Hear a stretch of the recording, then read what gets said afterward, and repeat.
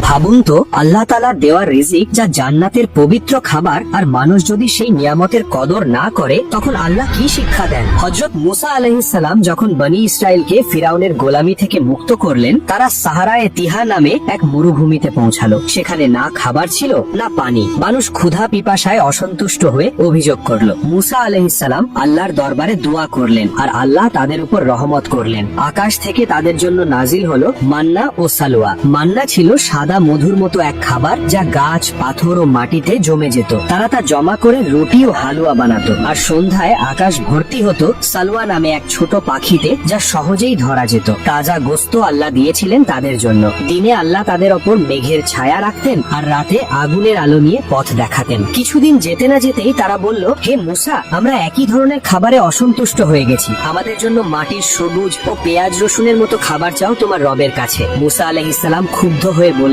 তোমরা কি আল্লাহর জান্নাতি রিজিকের বদলে তুচ্ছ জিনিস চাও? তাদের এই নাশুকরিয়া ও অবিরাম অভিযোগে আল্লাহ তাদের উপর সাজা দিলেন। 40 বছর তারা সাহারায়ে তিহা মরুভূমিতে ঘুরে বেড়াবে। আল্লাহ তাদের পথ নির্দেশনা বদলে দিলেন। যত হাঁটুক বারবার একই জায়গায় ফিরে আসে। ছোট্ট এক মরুভূমি তাদের জন্য 40 বছরের যাত্রা হয়ে গেল। পুরনো প্রজন্ম সেই জায়গায় শেষ হলো, আর নতুন প্রজন্মকেই আল্লাহ অনুমতি দিলেন পবিত্র ভূমিতে প্রবেশের। এই শিক্ষা আমাদের জন্য এক স্মরণীয় বার্তা। আল্লাহর নিয়ামতের মূল্য যে বুঝলো না, তার জন্য সারা জীবনও অপর্যাপ্ত হয়ে যায়।